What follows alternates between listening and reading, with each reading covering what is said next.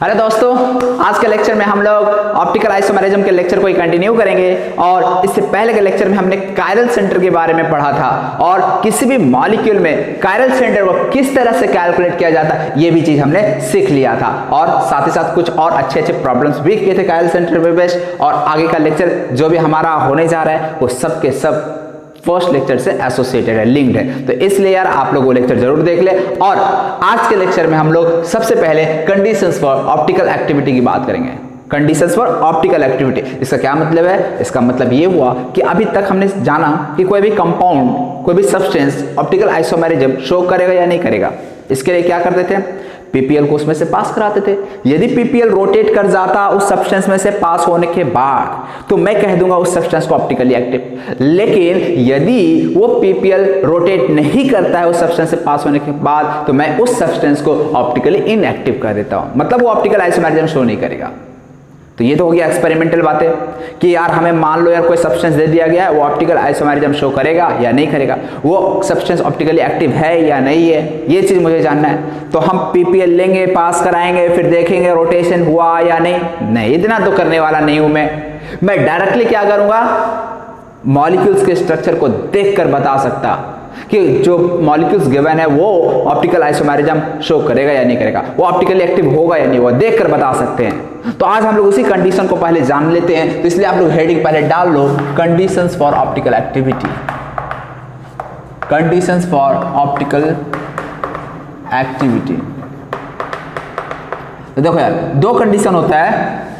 First condition क्या है? Compound, सबसे पहली बात तो उसका डायपोल मोमेंट जो है वो नॉन जीरो होना चाहिए। क्या बोला मैंने? डायपोल मोमेंट नॉन जीरो होना चाहिए, फर्स्ट पॉइंट है। तो कंपाउंड, जो भी कंपाउंड है मैं डायरेक्ट लिखता हूं, म्यू जो है नॉट इक्वल टू जीरो होना चाहिए। डायपोल मोमेंट जीरो का मतलब क्या हो गया? मान लो यार मैंने कोई मॉलिक्यूल ले लिया BF3, ठीक है ना। यदि BF3 मॉलिक्यूल ले लिया, ये क्या है? सिमेट्रिकल मॉलिक्यूल, इसका डायपोल मोमेंट देखो तो ये जीरो हो जाता है। अब यार तुम लोग हिम्मत पूछ दे रहा है डायपोल मोमेंट जीरो कैसे होता है, ठीक है ना यार। ये सब ऑलरेडी यार 11th में केमिकल बॉन्डिंग चैप्टर में पढ़ा है। डायपोल मोमेंट जीरो मतलब कोई भी सिमेट्रिकल यदि फिगर दिखे ना तो उसका डायपोल मोमेंट जीरो हो जाता है। और डायपोल मोमेंट जीरो हो जाए तो ऐसे कंडीशन में वो मॉलिक्यूल ऑप्टिकली एक्टिव नहीं होता है। तो इसीलिए यदि ऑप्टिकली एक्टिव है तो जरूरी है डायपोल मोमेंट नॉन जीरो। तो इसलिए फर्स्ट कंडीशन मैंने लिख दिया, डायपोल मोमेंट नॉन जीरो होना चाहिए। सेकंड कंडीशन क्या है? ये आप लोगों के लिए नया होगा। जो मॉलिक्यूल्स की हम बात कर रहे हैं, मॉलिक्यूल शुड बी डाइसिमेट्रिक। अब यहाँ पे एक नया टर्म आपको मिल रहा होगा, दिख रहा होगा, मॉलिक्यूल शुड बी डाइसिमेट्रिक। अब यहाँ पे डाइसिमेट्रिक क्या है? ठीक, तो इसको समझने के लिए हम लोग को पहले एलिमेंट्स ऑफ सिमेट्री समझना पड़ेगा।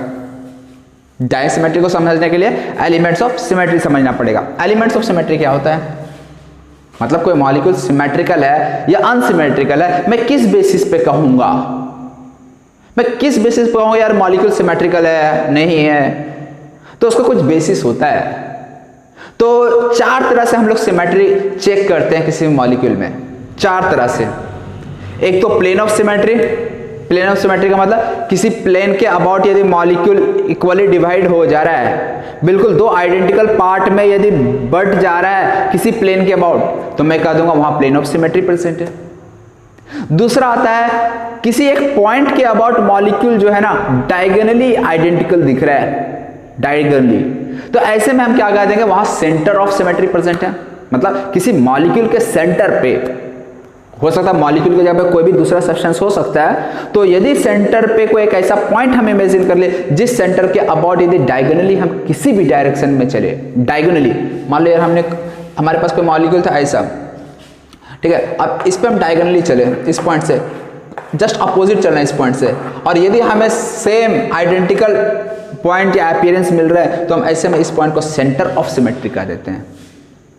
इसी तरह से दो और सेंटर ऑफ सिमेट्री एलिमेंट होता है, एक को कहते हैं मैं अल्टरनेट एक्सिस ऑफ सिमेट्री और एक होता है एक्सिस ऑफ सिमेट्री। ये चीज क्या होता है ये मैं आप लोगों को समझाऊंगा जब ये टॉपिक पे आऊंगा तब। तो पहले तो आप लोग यार एलिमेंट्स ऑफ सिमेट्री लिख लो, उसके बाद यार ये टर्म समझ में आएगा डाइसिमेट्री क्या होता है। तो पहले आप लोग एलिमेंट्स ऑफ सिमेट्री के बारे में लिख लो, क्या क्या होता है एलिमेंट्स ऑफ सिमेट्री।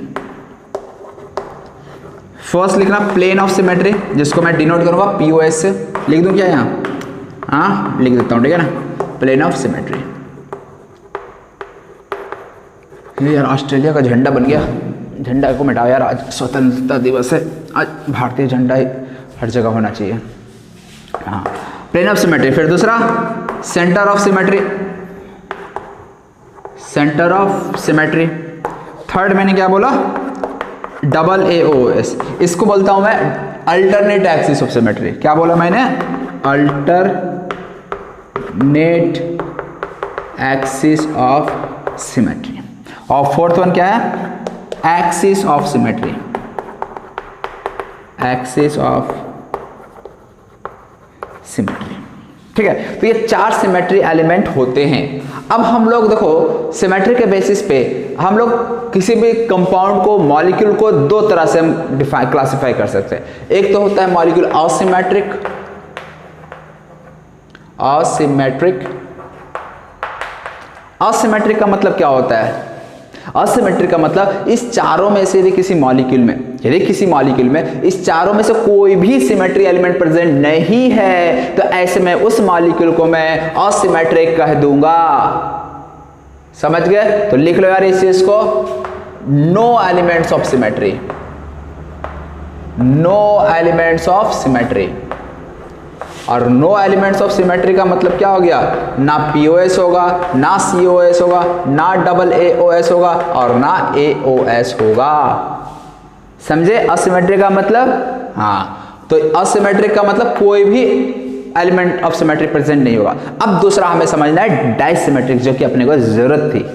तो यहां पे लिख लो यार डाइसिमेट्रिक, इसका मतलब क्या होता है, डाइसिमेट्रिक। इसका मतलब क्या होता है, मॉलिक्यूल में POS, COS और AAOS नहीं होना चाहिए। अब देखिए यहाँ AOS की मैं बात नहीं कर रहा हूं, मैं बात कर रहा हूं केवल 3 axis of symmetry, 3 element of symmetry नहीं होना चाहिए। वो 3 कौन कौन सा है, POS नहीं होना चाहिए, no POS, no COS and no AAOS। Axis of symmetry हो भी सकता है, नहीं भी हो सकता है, बट प्लेन ऑफ सिमेट्री नहीं होना चाहिए, सेंटर ऑफ सिमेट्री नहीं होना चाहिए और AAOS alternate axis of symmetry नहीं होना चाहिए। यदि तीनों सिमेट्री एलिमेंट प्रेजेंट नहीं है तो ऐसे में हम मॉलिक्यूल को डाइसिमेट्रिक कह देंगे। समझे? और यदि मॉलिक्यूल डाइसिमेट्रिक हो गया तो ऐसे में मैं उस कंपाउंड को ऑप्टिकली एक्टिव कह सकता हूं। अब डेफिनेटली ऑप्टिकली एक्टिव होगा नहीं होगा ये बात की बातें हैं, ठीक है ना, फिलहाल मैं कह सकता हूं। ठीक है, तो अब ये चीज आप लोग पहले नोट कर लो। तो अब यहाँ पे जो 2 कंडीशंस में लिखा था ये तुम लोगों को यार अब क्लियर हो चुका होगा। तो इसीलिए कोई भी कंपाउंड ऑप्टिकली एक्टिव हो तो उसके लिए जरूरी क्या है कि उसमें प्लेन ऑफ सिमेट्री नहीं होना चाहिए, सेंटर ऑफ सिमेट्री भी नहीं होना चाहिए, अल्टरनेट एक्सिस ऑफ सिमेट्री भी नहीं होना चाहिए, और एक्सिस ऑफ सिमेट्री हो भी सकता है, नहीं भी हो सकता है। मतलब ऑप्टिकल एक्टिविटी को अल्टरनेट एक्सिस ऑफ सिमेट्री से कोई मतलब नहीं होता है। 3 चीज से मतलब होता है, POS, COS एंड AAOS। ये तीनों सिमेट्री एलिमेंट प्रेजेंट नहीं होना चाहिए। यदि ये तीनों में से कोई भी एलिमेंट ऑफ सिमेट्री प्रेजेंट है तो ऑप्टिकली इनएक्टिव हो जाएगा, और नहीं है तो ऑप्टिकली एक्टिव हो जाएगा। और एक्सिस ऑफ सिमेट्री से कोई मतलब नहीं होता। तो ये सब पॉइंट को आप नोट बना के लिखना चाहो तो लिख लो, मैं एक पॉइंट केवल लिख दे रहा हूं। Axis of symmetry does not decide optical activity of a molecule. Optical activity of a molecule मतलब एक्सिस ऑफ सिमेट्री जो है वो किसी भी मॉलिक्यूल का ऑप्टिकल एक्टिविटी को डिसाइड नहीं करता, लेकिन ये तीनों करता है, POS, COS, AOS करता है। ये तीनों प्रेजेंट नहीं होनी चाहिए, यदि है तो फिर वो ऑप्टिकल एक्टिविटी शो नहीं करेगा, ऑप्टिकल आइसोमर शो नहीं करेगा। ठीक है, तो अब आप लोग यार ये चीज नोट कर लो। अब हम लोग एक एक करके ये सिमेट्री एलिमेंट के बारे में स्टडी करें, जिसमें से ये 2 जो सिमेट्री एलिमेंट है ये हम लोग बाद में पढ़ेंगे, क्योंकि ये 2 जो है ना काम का नहीं है, सिलेबस में भी नहीं है। जो मेन अपने सिलेबस में वो प्लेन ऑफ सिमेट्री और सेंटर ऑफ सिमेट्री, और अपना ये 2 से काम चल जाता है। पूरा ऑप्टिकल आइसोमेरिज्म अपने इसी 2 सिमेट्री एलिमेंट से काम हो जाएगा। तो इसलिए हम लोग को 3rd और 4th पढ़ने की जरूरत नहीं। बाय द वे मैं लास्ट में पढ़ा दूंगा शॉर्ट में एक लेक्चर में। ठीक है, तो फिलहाल ये दोनों इंपॉर्टेंट है, इसलिए पहले हम लोग प्लेन ऑफ सिमेट्री और सेंटर ऑफ सिमेट्री का बेसिक जो मीनिंग है ना उस चीज को समझ लेते हैं, और किसी भी मॉलिक्यूल में हम कैसे चेक करते हैं कि मॉलिक्यूल में प्लेन ऑफ सिमेट्री प्रेजेंट है या नहीं है, सेंटर ऑफ सिमेट्री प्रेजेंट है या नहीं है। ठीक, तो आप लोग पहले इसको नोट कर लो। अब हम लोग नेक्स्ट आते हैं प्लेन ऑफ सिमेट्री पे। तो अब तुम लोग यार हेडिंग डाल लो प्लेन ऑफ सिमेट्री, POS, ठीक है ना। प्लेन ऑफ सिमेट्री का मतलब क्या होता है, देखो यार ये मॉलिक्यूल में एक ऐसा इमेजिनरी प्लेन होता है ना जिसके अबाउट मॉलिक्यूल को हम लोग दो आइडेंटिकल पार्ट में डिवाइड कर सकते हैं। मतलब एक ऐसा इमेजिनरी प्लेन जो कि एज अ मिरर काम करे मॉलिक्यूल के लिए, मतलब एक पार्ट दूसरे पार्ट का मिरर इमेज हो, तो उस इमेजिनरी प्लेन को ही मैं प्लेन ऑफ सिमेट्री कर दूंगा। मतलब समझे, मैं यहाँ नोट कर लिख देता हूँ यहाँ प्लेन ऑफ सिमेट्री के बारे में। एनी इमेजिनरी प्लेन,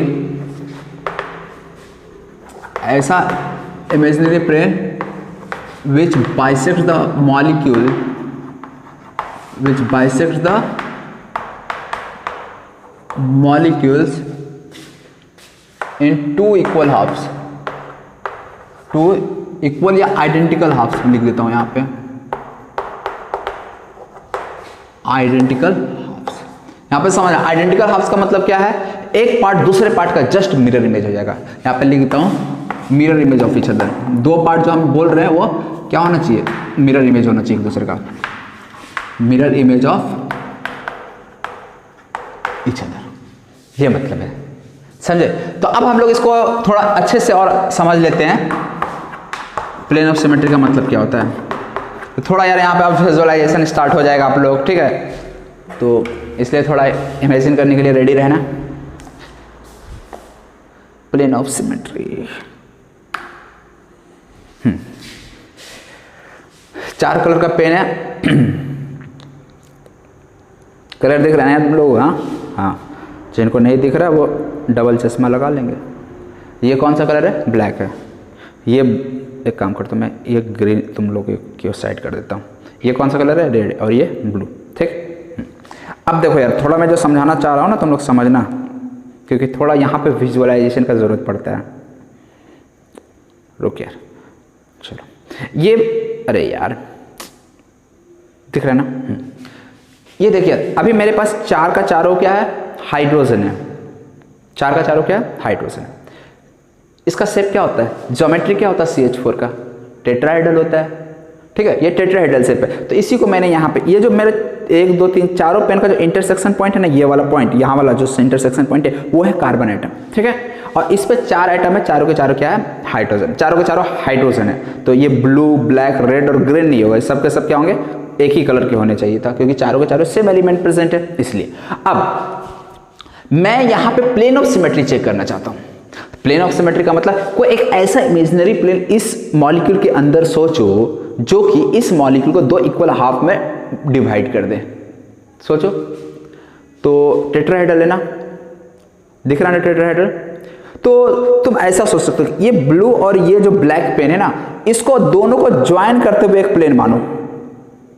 जैसे इस दोनों को ज्वाइन करते हुए एक प्लेन मानोगे, यानी ब्लू और ब्लैक पेन को ज्वाइन करते हुए एक प्लेन माना मैंने, तो इस प्लेन के इधर में तुमको हाइड्रोजन और इधर भी हाइड्रोजन दिख जाएगा।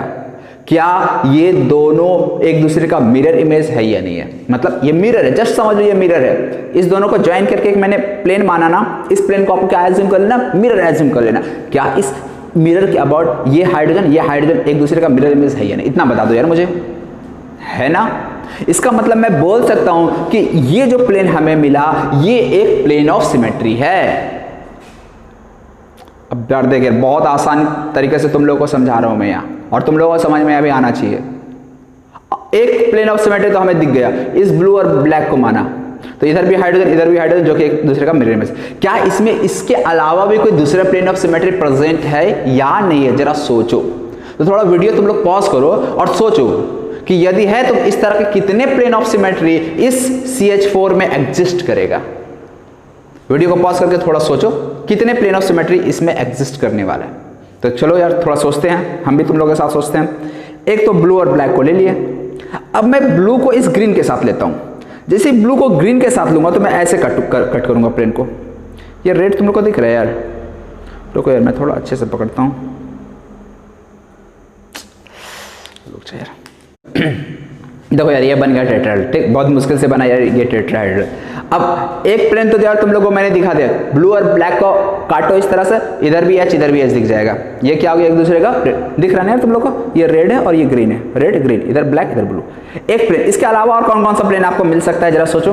तो अब मैं दूसरा प्लेन क्या करता हूँ, इस ब्लू को और इस ग्रीन को ले लेता हूँ। यदि मैं इस ब्लू और ग्रीन को कट करूँ तो देखो यार ब्लू और ग्रीन को जैसे मैंने कट किया, दोनों को एक प्लेन मान के, दोनों को ज्वाइन करके एक प्लेन माना मैंने, कट के इधर ब्लैक इधर रेड, मतलब ये भी हाइड्रोजन आइटम ये भी हाइड्रोजन। क्या इसके अबाउट ये और ये आपस में मिरर इमेज है या नहीं है? क्या बोलोगे? बिल्कुल है। नहीं समझ में आ रहा तो ऐसा देख लो, ये ग्रीन और ये ब्लू को लेके कट करना था, किया कट, इधर भी हाइड्रोजन इधर भी हाइड्रोजन, दो पीओएस हो गया। एक बार तो ब्लू को ब्लैक के साथ लिया एक पीओएस, ब्लू को ग्रीन के साथ लिया दूसरा पीओएस। क्या ब्लू को रेड दिख रहा है पीछे है, तो ये ब्लू को जैसे रेड के साथ मैं कट करूंगा तो इधर भी हाइड्रोजन इधर भी हाइड्रोजन, ये ऐसा आ जाएगा।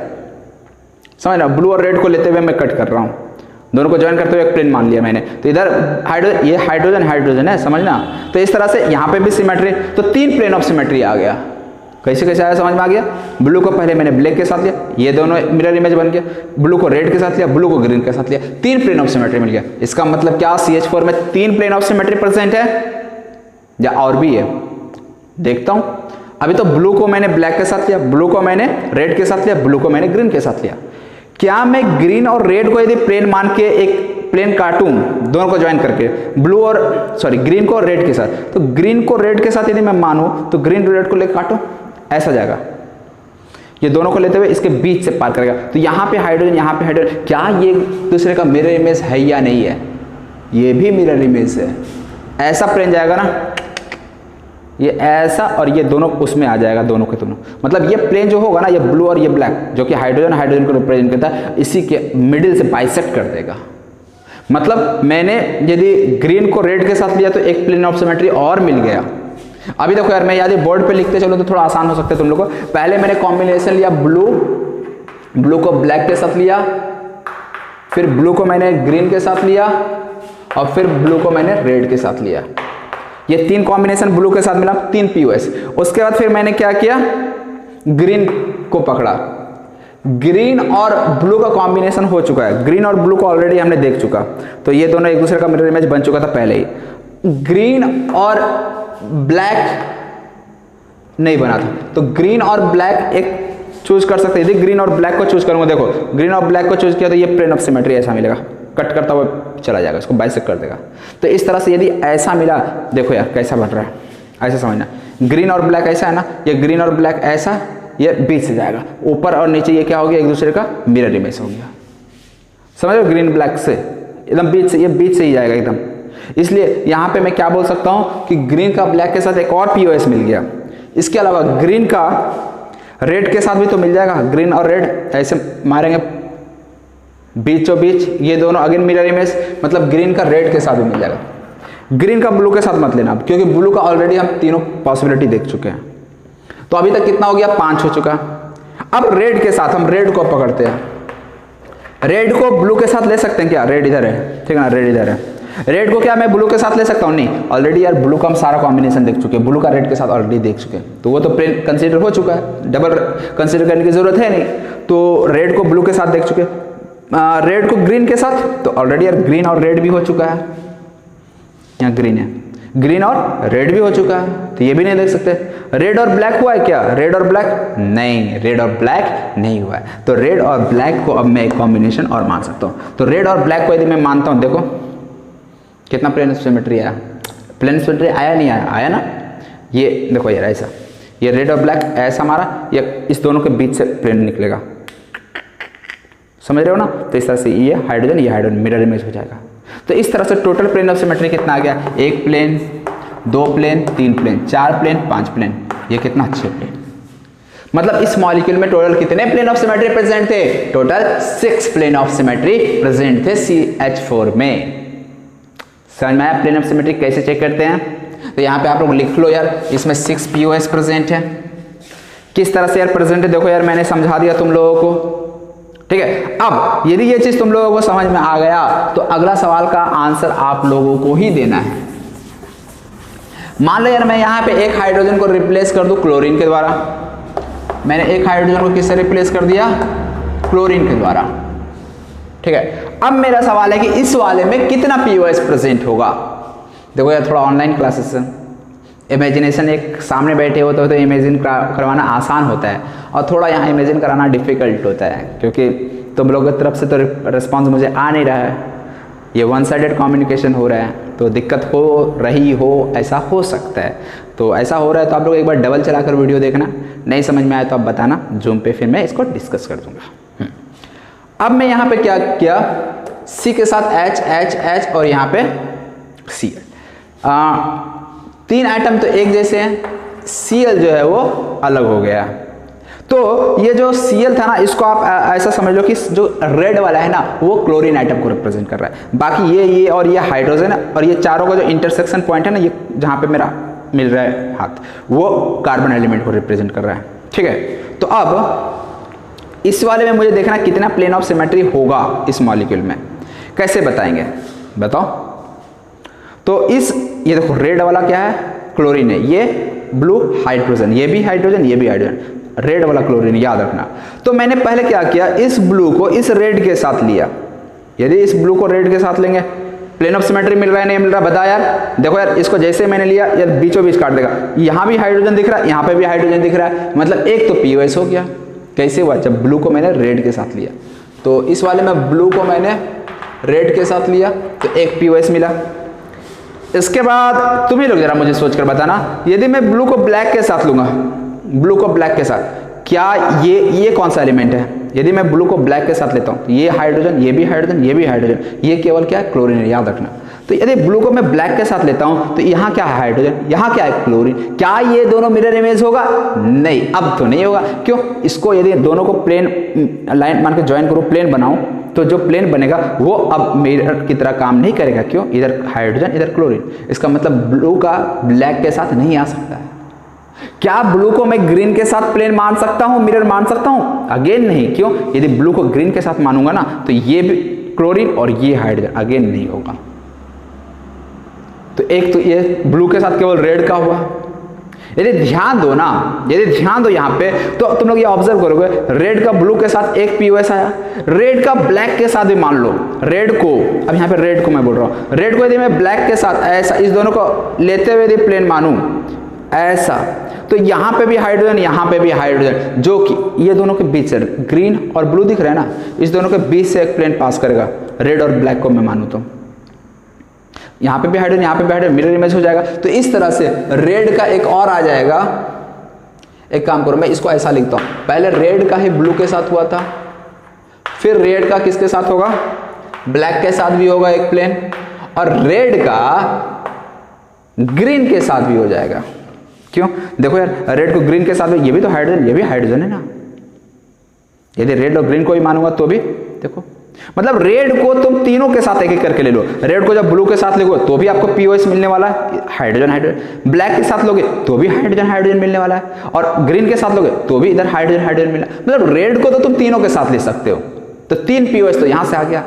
अब कोई भी तुम दूसरा लोगे ना, अदर टू, तो उसमें एक साइड क्लोरीन बच जाएगा, एक साइड हाइड्रोजन बच जाएगा। कोई भी दो, मान लो यार तुम रेड वाले को छोड़ दे रहे हो, तुम इसको ले रहे हो, इसको ले रहे हो, इसको ले रहे हो, एक तरफ हाइड्रोजन एक तरफ क्लोरीन बच जाएगा। और यदि एक हाइड्रोजन एक क्लोरीन बचता है तो वो पीओएस कभी हो ही नहीं सकता है। मतलब ये कि इस मॉलिक्यूल में पीओएस कितना हो रहा है, ओनली 3 पीओएस आ रहा है। बस यही चीज आप लोगों को मैं समझाना चाह रहा था। पीओएस किस तरह से देखते हैं यार, इस चीज को आप इमेजिन कर पा रहे हो तुम लोग? नहीं कर पा रहे तो यार वीडियो को फिर से देखना, मैं बस यही बोल सकता हूँ यहाँ पे। ठीक है, मेरे पास भी यार कोई 3D डिवाइस नहीं है कि मैं दिखा सकूँ तुम लोगों को यार घुमा कर। ठीक है, तो ये तो हो गया। और एक एग्जांपल मैं डिस्कस कर देता हूँ इससे पे। चलो यार, अब मैं यहाँ पे क्या करता, 2-2 क्लोरीन के द्वारा रिप्लेस कर देता हूँ। ठीक है ना, 2-2 क्लोरीन रिप्लेस कर देता हूँ। H इधर भी H, इधर Cl, इधर Cl।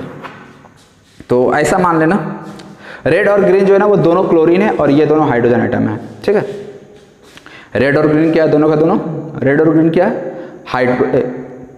क्लोरीन है। ब्लैक और ब्लू क्या है, हाइड्रोजन एटम है। ठीक, कितने प्लेन ऑफ सिमेट्री आएंगे पहले खुद से सोचो यार, तुम लोग खुद से बताओ कितना होना चाहिए। मैं बताता हूँ, इधर तुम लोग इधर ध्यान दो। पहले मैं यार ब्लू और ब्लैक को माना, ये दोनों क्या है हाइड्रोजन, ग्रीन और रेड क्या है, ग्रीन और रेड क्लोरीन है। तो पहला काम क्या किया मैंने, दोनों ब्लू और ब्लैक को एक प्लेन माना, इधर भी क्लोरीन इधर भी क्लोरीन, दोनों क्लोरीन क्लोरीन, ये बीच से पार कट जाएगा, एक पीओएस तो दिख गया। दूसरा पीओएस कहां से आएगा बता सकते हो, दोनों रेड और ग्रीन को हमने क्लोरीन क्लोरीन माना था, दोनों को मान के बीच से एक प्लेन खींच दो, तो इधर भी हाइड्रोजन इधर भी हाइड्रोजन, दो पीओएस दिख गया। अब उसके बाद तुम यदि एक हाइड्रोजन एक क्लोरीन को ज्वाइन करके प्लेन बनाना चाह रहे हो ना, तो वो पीओएस नहीं हो सकता। क्यों नहीं हो सकता, क्योंकि एक हाइड्रोजन एक क्लोरीन ले रहे हो ना, तो फिर एक प्लेन के और हाइड्रोजन रह जाएगा, एक क्लोरीन रह जाएगा, और यदि हाइड्रोजन क्लोरीन बचता है तो वो फिर पीओएस हो ही नहीं सकता है, मिरर की तरह काम कर ही नहीं सकता है। इसीलिए क्या जरूरी है कि आप दोनों हाइड्रोजन लो, तो जिससे कि क्लोरीन क्लोरीन बच जाए मिरर के दोनों ओर, या फिर दोनों क्लोरीन को एक साथ ले लो प्लेन मान लो, तो हाइड्रोजन हाइड्रोजन बच जाएगा। एक हाइड्रोजन एक क्लोरीन लेते हो तो फिर काम बिगड़ जाएगा, समझे। तो इसलिए यहां पे कितना पीओएस आ जाएगा, ओनली 2 पीओएस आ जाएगा, समझे। तो ये तो हो गया इस वाले में। इसी तरह से यदि मान लो मैं 3 Cl लगा दिया और मैं पूछ दिया इसमें कितना पीओएस होगा, क्या होगा आंसर बता सकते हो। देखिए अब यदि मैं 3 Cl लगा दिया ना, तो अब तुम लोग को फिर यार इतना काम करने की जरूरत नहीं है, तुम लोग सीधा सीधा बोल सकते हो 3 हाइड्रोजन एक क्लोरीन में 3 पीओएस आया था ना, उसमें भी 3 पीओएस आएगा। क्यों, जस्ट हाइड्रोजन को वहां पे क्लोरीन से रिप्लेस कर दिया गया। यहाँ पे हमें हाइड्रोजन और क्लोरीन से थोड़ी ना मतलब है, हमें तो बस सिमेट्री से मतलब है ना, बस मिरर इमेज में देख रहा। अब 3 क्लोरीन है ऐसा समझ लो, 3 हाइड्रोजन एक क्लोरीन है, वही मतलब है, ठीक है। तो इसीलिए यार इस वाले में मैं आग बंद करके बोल सकता हूं कितना पीओएस होगा, 3 पीओएस होगा। और यदि मैं यहाँ पे CCl4 बोल दूं तो कितना पीओएस होगा, तो 6 पीओएस होगा, समझे। क्योंकि CCl4 या CH4 बिल्कुल यार सिमेट्रिक, मतलब आप जैसे CH4 में विजन के थे वैसे 2-2 क्लोरीन को आप लेते हुए सोचो कि टोटल कितना प्लेन ऑफ सिमेट्री बनाया जा सकता है, ठीक। यदि ये चीज़ नहीं समझ में आ रहा होता है आप लोग पूछ लेना। अच्छा, यदि मैं अब क्या करता हूँ, एक H एक Cl एक Br और एक आयोडीन, इस वाले में कितना पीओएस होगा बता सकते हो तुम लोग। मतलब ये हाइड्रोजन है, ये क्लोरीन है, ये ब्रोमीन है और ये आयोडीन, ऐसा समझ लो कितना पीओएस होगा। कौन सा मानोगे, इसको मानोगे। यदि इसको मानोगे तो एक तरफ ब्रोमीन आयोडीन बच जाएगा, यदि क्लोरीन ब्रोमीन को मानोगे तो हाइड्रोजन आयोडीन बच जाएगा, हाइड्रोजन आयोडीन को मानोगे क्लोरीन। मतलब यार किसी भी दो को तुम यदि प्लेन मार रहे हो ना, तो जो बचा दो है ना वो भी डिफरेंट ही होने वाला है, और डिफरेंट होगा तो कभी भी मिरर इमेज तो नहीं हो सकता है। मतलब इस वाले में प्लेन ऑफ सिमेट्री हो ही नहीं सकता, 0 पीओएस या नो पीओएस, समझे। तो इस तरह से आप लोगों को किसी भी मॉलिक्यूल में प्लेन ऑफ सिमेट्री चेक करना होता है। तो ये सब आप एग्जांपल याद रखना, हो सकता है यार डायरेक्ट पूछ दिया जाए कि मीथेन में कितने पीओएस होते हैं, 6 पीओएस होते हैं। यदि क्लोरोमीथेन में पूछ दिया जाए तो 3 पीओएस, डाइक्लोरोमीथेन में 2 पीओएस, ट्राइक्लोरोमीथेन में 3 पीओएस, ठीक है। और इस तरह के कंपाउंड चारों यदि डिफरेंट है तो फिर 0 पीओएस। और ये वाला कंपाउंड ऑप्टिकली एक्टिव है, क्यों, क्योंकि इसमें कोई भी प्लेन ऑफ सिमेट्री नहीं है, ठीक है। चलो यार ऑप्टिकली एक्टिव है नहीं है वो सब पे बाद में आएंगे, फिलहाल आपको केवल पीओएस समझना है अभी। तो ये इतना एग्जाम्पल समझिए। इसके अलावा कुछ और एग्जाम्पल हम लोग अभी देख लेते हैं जहां प्लेन ऑफ सिमेट्री अपने को चेक करने की जरूरत पड़ती है। तो आप लोग यार पहले ये नोट कर लो और अपने एक्सप्लेनेशन अपने लैंग्वेज में तुम लोग लिख देना। तो देखो यार अभी मीथेन और उससे रिलेटेड जो कंपाउंड्स थे उसमें तो हम लोग प्लेन ऑफ सिमेट्री निकालना सीख गए। अब हम लोग प्लेन ऑफ सिमेट्री एलीन और एलीन डेरिवेटिव में कैसे देखते हैं ये चीज को सीखेंगे। एलीन नया है, इससे पहले तुम लोग को एलीन के बारे में बताए हैं। कहाँ बताए हैं? ज्योमेट्रिकल आइसोमेरिज्म में। स्पेलिंग क्या था यार एलीन का? देखिए इसीलिए यदि बहुत सारा चीज़ ज्योमेट्रिकल आइसोमेरिज्म में जो पढ़ाए थे ना आगे यूज़ होने वाला है, इसलिए यार आप लोग पहले जाके यार ज्योमेट्रिकल आइसोमेरिज्म जल्दी से रिवाइज कर लो, ठीक है ना, नहीं तो फिर यहाँ दिक्कत आने वाली है। क्योंकि बहुत सारा कॉन्सेप्ट जो मैंने तुम लोग को वहाँ सिखाया था, प्रायोरिटी ऑर्डर चेक करना, प्लेन ऑफ सिमेट्री, ये एलीन का और एलीन डेरिवेटिव का स्ट्रक्चर, कौन प्लेन परपेंडिकुलर होता है, ये सब चीज़ यहाँ यूज़ होने वाला। और मैंने यार वहाँ पे भी बताया था कि यार वो सब कॉन्सेप्ट आगे चलकर ऑप्टिकल आइसोमेरिज्म में यूज़ होगा। तो देखो यार यूज़ हो रहा है, मैं बता रहा हूँ तो कुछ काम के लिए बता रहा हूँ, ठीक है ना। तो इसीलिए आप लोग मेरी बातों को इग्नोर नहीं करना। हाँ एलीन, तो सबसे पहले यार एलीन का जो सिंपलेस्ट फॉर्म होता है, सबसे जो छोटा रूप है वो ये है सिंपलेस्ट फॉर्म। हाइड्रोजन हाइड्रोजन मैंने लगा दिया। अब यहाँ पे कितने पीओएस होंगे, ये हमें बताना है। पीओएस का मतलब ऐसा कोई भी इमेजिनरी प्लेन जिसके अबाउट मॉलिक्यूल क्या हो जाए, आइडेंटिकल हो जाए, मतलब दो हाफ में बढ़ जाए, ये मतलब है। खुद से सोचो यार, यदि एलिन का स्ट्रक्चर याद नहीं है 3D में किस तरह से होता था तो फिर दिक्कत तो आने वाली है। तो यार चलो कोई बात नहीं, मैं शॉर्ट में बता दे रहा हूँ, समरी बता दे रहा हूँ। एलिन में क्या होता है, जो अगल बगल वाले बॉन्ड होते हैं ना वो एक दूसरे के परपेंडिकुलर प्लेन में होते हैं। परपेंडिकुलर प्लेन का मतलब क्या है, मान लो यार यदि ये H और ये वाला H इसी बोर्ड के प्लेन में है, बोर्ड के प्लेन का मतलब ये हाइड्रोजन इसी बोर्ड पे लेटा हुआ है, इस तरह से पड़ा हुआ है, और ये भी हाइड्रोजन इसी बोर्ड पे पड़ा हुआ है, तो ये जो डबल बॉन्ड, अगला वाला डबल बॉन्ड है ना, वो वाला बोर्ड अब इसी बोर्ड के प्लेन में लेटा हुआ नहीं रहेगा। अब ये जो हाइड्रोजन दिख रहा है ये एक्चुअली बाहर की ओर ओरिएंटेड होगा, मतलब कुछ इस तरह से होगा। मान लो यार ये बोर्ड को मैंने ये और ये जो जॉइंट दिख रहा है, जॉइंट, इस जॉइंट या इंटरसेक्शन पॉइंट पे मैंने इस बोर्ड को ले आया। बोर्ड कहाँ है, एक्चुअली इस दोनों के बीच में है, समझे। तो एक हाइड्रोजन यदि इधर भाग रहा है ना तो दूसरा हाइड्रोजन है इधर भाग रहा है बोर्ड के अंदर, मतलब बोर्ड यहाँ पे, समझ यार, बोर्ड मेरा हथेली जो है ना दिख रहा है, ये बोर्ड है। बोर्ड के राइट में क्या है, रेड पेन, मतलब कि हाइड्रोजन, और इधर जो नहीं दिख रहा है ना ये ग्रीन वाला, ये अंदर की ओर है। मतलब ये तो बोर्ड पे पड़ा है लेकिन ये बोर्ड के अंदर और बाहर है। तो यदि मैं देखूं ये वाला जो बॉन्ड दिख रहा है, इस कार्बन पे जो लगा बॉन्ड दिख रहा है, ये कार्बन पे जो बॉन्ड लगा हुआ दिख रहा है ये एक ही प्लेन में है, लेकिन इस पे जो कार्बन पे बॉन्ड लगा ये परपेंडिकुलर प्लेन में जा चुका है। बताया था यार तुम लोगों को कि यदि कंसेक्यूटिव डबल बॉन्ड है तो वो एक दूसरे के परपेंडिकुलर होता है, और यदि ऑड वाला जो होते हैं वो सेम प्लेन में आ जाता है। ठीक है, तो ये सब चीज़ ऑलरेडी यार बताए थे, बहुत डिटेल्स में बताए थे। एक एक एटम को हमने यार ड्रॉ किया था वहाँ पे, और इसको इमेजिन कराया था 3D में कि किस तरह से चेक करते हैं कि कोई बॉन्ड किस प्लेन में है। ठीक है, तो आप लोग नहीं याद आ रहा है, नहीं देखे हो तो जाके पहले देख लो यार वो ज्योमेट्रिकल आइसोमेरिज्म वाला लेक्चर। चलो यार अब इधर देखो तुम लोग। हाँ, तो ये वाला तो बोर्ड में प्लेन है और ये ऐसे फ्लैट पड़ा हुआ। अब आपको यार खुद से बताना सोचकर कि इसमें कितने प्लेन ऑफ सिमेट्री होंगे, बता सकते हो? तो देखो यार बहुत ही सिंपल है, बहुत ही सिंपल तो नहीं बोलूंगा बट सिंपल है यार। पहला यार आप बोर्ड को ही प्लेन मान लो। यदि मैं बोर्ड को ही प्लेन मान लूं तो एक हाइड्रोजन इधर था, एक हाइड्रोजन अंदर था, मैंने बोर्ड को ही प्लेन मान लिया। ये हाइड्रोजन मिरर में से या नहीं है? बिल्कुल है, बिल्कुल है। समझाने की जरूरत है क्या अब इसमें? मुझे नहीं लगता यार बताने की जरूरत है। यदि ये इमेजिन कर लियो ना, ये हाइड्रोजन और ये हाइड्रोजन किस तरह से है, यदि इसको 3D में इमेजिन कर लियो ना तो फिर बताने की जरूरत नहीं है। ये क्यों प्लेन ऑफ सिमेट्री हम इसको कह रहे हैं, इस बोर्ड के प्लेन को।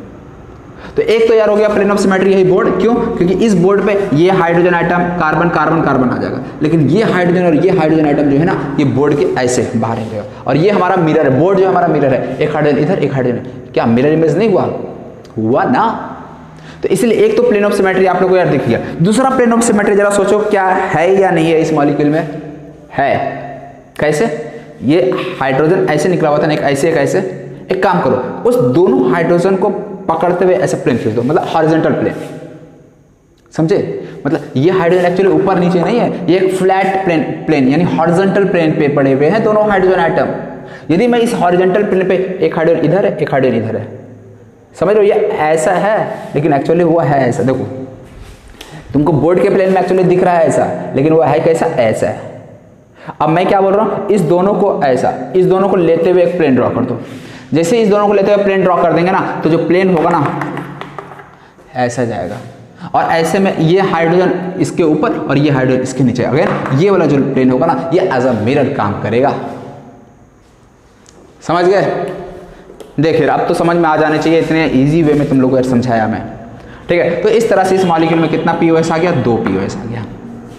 अब यार तुम लोग ज़्यादा होशियारी मत दिखाना, पता चला सर ये वाला भी तो दिख रहा है, तो देख यार ये वाला नहीं दिख रहा है। क्यों नहीं दिख रहा है? हाँ दिख रहा है, लेकिन एक्चुअली ये स्ट्रक्चर जैसा दिख रहा है ना कि यार इधर भी हाइड्रोजन इधर का इधर, वाह ये तो प्लेन ऑफ सिमेट्री हो गया क्या? नहीं, ये नहीं है। क्यों नहीं है? देखिए ये वाला तो बोर्ड के प्लेन में है, लेकिन ये वाला ऐसा है, ये वाला ऐसा है और ये वाला ऐसा है। यदि इसको हम मिरर माने तो इसका इमेज इसी बोर्ड पे आना चाहिए, लेकिन ये वाला जो एटम हाइड्रोजन एटम दिख रहा है ना, ये तो बोर्ड पे है ही नहीं, ये बोर्ड के अंदर है।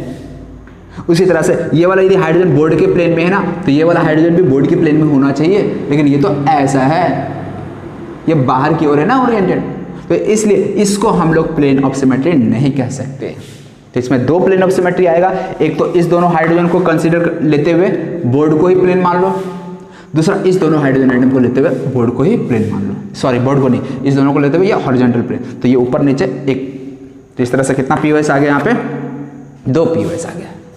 समझ में आ रहा है? अब इसी में मान लो यार मैं थोड़ा सा चेंज कर देता हूँ, यहाँ H है, यहाँ पे CH3 कर दिया, यहाँ H है, यहाँ पे H, कितना पीओएस है अब तुम लोग अगर बता दो। तो पहला आप लोग ये सोचो H और H को लेते हुए बोर्ड को ही प्लेन मान लो, तो एक साइड H एक CH3 पीओएस है क्या? नहीं है पीओएस।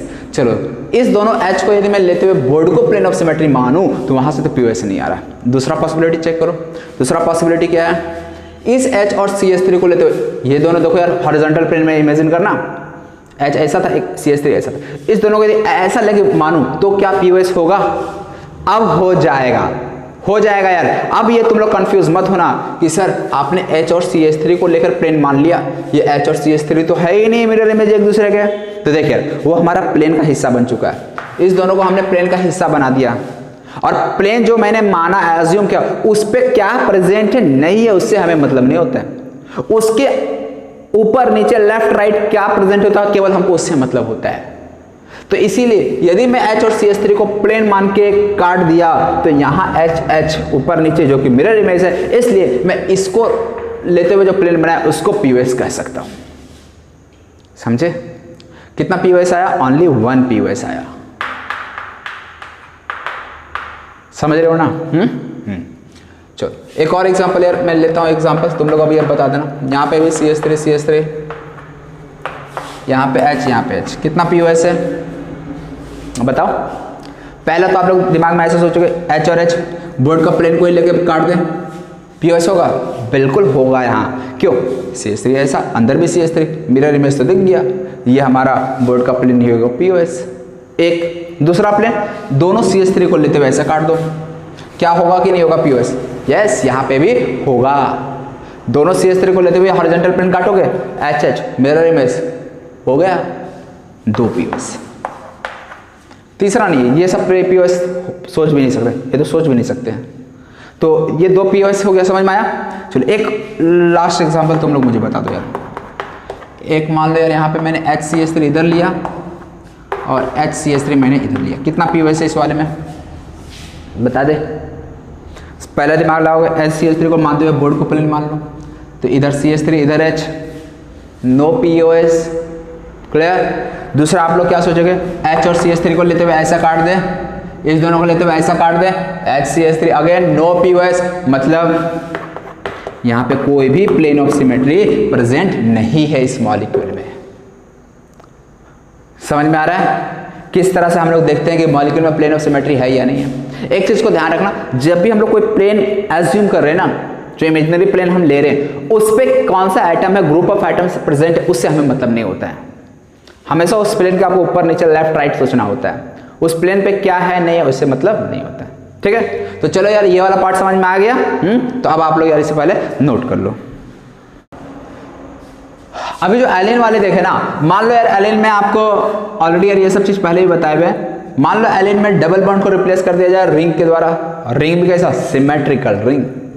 रिंग भी इंपॉर्टेंट है, किस तरह का? सिमेट्रिकल रिंग से यदि रिप्लेस कर दिया जाए, और मान लो यहाँ पे मैंने H, यहाँ पे भी H, यहाँ पे CH3, यहाँ पे भी CH3 मैंने लगा दिया, और मैं सवाल आपसे करता हूँ कि इसमें कितने प्लेन ऑफ सिमेट्री होंगे?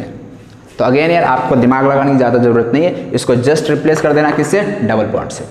और फिर से आपको वही तरीके से सोचना है, HH को मानते हुए बोर्ड को प्लेन मान लो, CH3 अंदर बाहर, एक पीओएस, फिर दोनों CH3 हॉरिजॉन्टल प्लेन में होगा, उसको मानते हुए एक plane, HH again mirror image, 2 POS. तो इस तरह से यदि मान लो कहीं डबल बॉन्ड को रिंग से रिप्लेस कर दिया जाए तो आप कंफ्यूज ना होना, ठीक है ना? आपको जो बेसिक्स बताया गया उसी चीज को अप्लाई करें। मान लो नेक्स्ट कि मैं एलिन की बात ना करके सिंपल सा एल्कीन ले लेता हूं, और एल्कीन कैसा? ऐसा सिंपल एक एल्कीन ले लेता हूं मैं। अब यहां पे यार देखना, अब ये मत समझना कि ये एच एच यहाँ का एच एच परपेंडिकुलर प्लेन में, ऐसा नहीं है। यहाँ पे वो एलिन में होता है, जहाँ कंसेक्यूटिव डबल बॉन्ड होता है वहाँ होता है, यहाँ पे ऐसा नहीं है। यहाँ पे क्या है, ये कार्बन का हाइब्रिडेशन चेक करो तो sp2, ये भी कार्बन का हाइब्रिडेशन चेक करो तो sp2। और sp2 का शेप क्या होता है, ट्राइगोनल प्लेन, मतलब जो ये एच एच और ये तीन को सी, तीसरा सी है, ये तीनों के तीनों एक ही बोर्ड के प्लेन में होंगे। ट्राइगोनल प्लेनर मतलब एक ही प्लेन में तीन आइटम, एच एच सी तीनों एक ही प्लेन में, मतलब बोर्ड के प्लेन में ये एच भी पड़ा है, ये एच भी पड़ा और ये सी भी बोर्ड के प्लेन में, और ये भी sp2 है, यानी ये भी ट्राइगोनल प्लेनर होगा, तो इसके भी एच एच सी एक ही इसी बोर्ड के प्लेन में, मतलब यहाँ पे सबके सब एटम इसी बोर्ड के प्लेन में एक ही प्लेन में प्रेजेंट है।